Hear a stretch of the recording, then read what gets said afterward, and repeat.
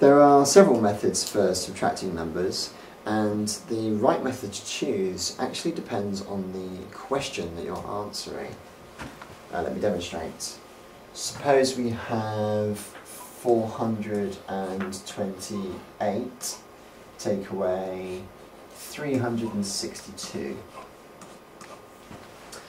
For this calculation, I'd recommend decomposition, which is where you line the digits up in the correct columns. Start with the units. 8 take away 2 is 6. When we get to the tens, we've only got 2 tens here, so I have to go to the hundreds. Take one of the hundreds, leaving me with 3 hundreds, turn that into 10 tens. 12 tens take away 6 tens, gives me 6 tens.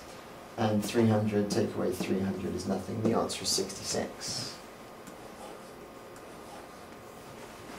For that example, decomposition was a very effective method. We only had to do one piece of exchanging. We got to the answer very quickly.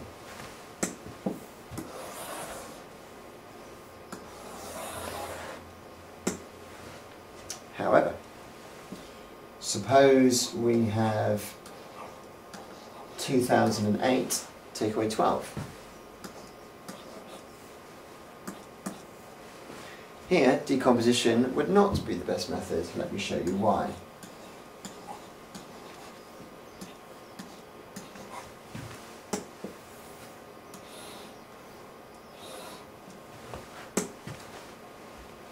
Eight take away 2 is easy enough. But what happens when we get to the tens? 0 take away 1, 10. Can't do that, so I have to go to the hundreds, but there's nothing there. So I have to go to the thousands. You take 1,000, giving you 1,000, turn that into 10 hundreds. We've still not got anything in the tens column, but we've got 10 hundreds now. So we take one of the hundreds, leaving us with 9 hundreds, turn that into 10 tens. Now we do 10 tens, take away 1 10 gives you 9 tens. 900 take away nothing is 900. And 1,000 take away nothing is 1,000, and the answer is 1,996. Yes, we've got the right answer, but that was pretty complicated, and if you're learning this for the first time, it's very easy to make a mistake.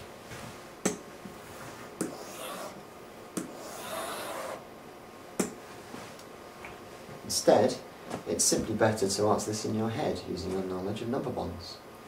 Just take away 8 to give you 2,000, and then take away 4 to give you 1,996. And children will be able to do that if they've been taught how to count backwards on a number line.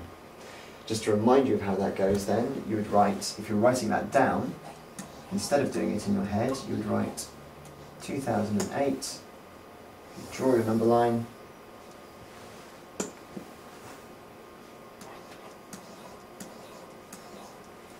you would count back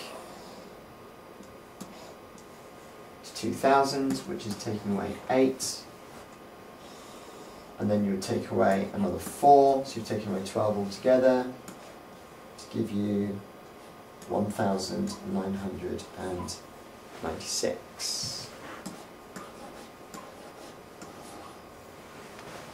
So for that question, counting backwards on a number line in your head is much more effective than decomposition.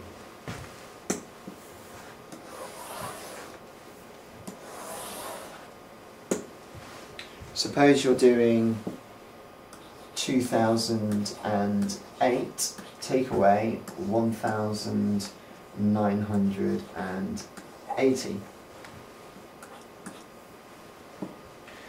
Again, decomposition would be a bit of a nightmare.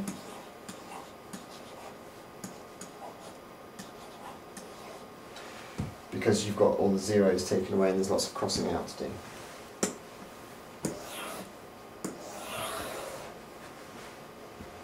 Counting backwards wouldn't be so easy either, because you have to take away 1,000, then you take away 900, then you take away 80, and that gets confusing too.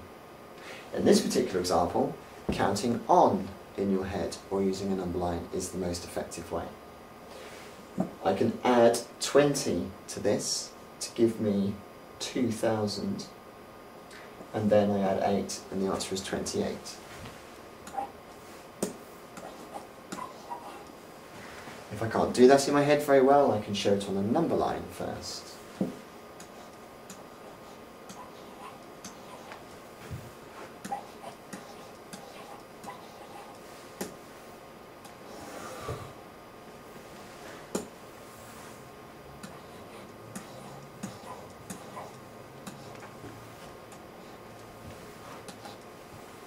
I'd start at 1,980, I add 20 to give me 2,000, and then I add 8 to give me 2008, and the answer is 28. So the method of subtraction you choose depends on the questions. The simple rules are decomposition is usually best unless there's zeros in the first number, in which case you should use a number line. If you're taking away a small number, then you count backwards on the number line, and if you're taking away a big number, then you count forwards on the number line.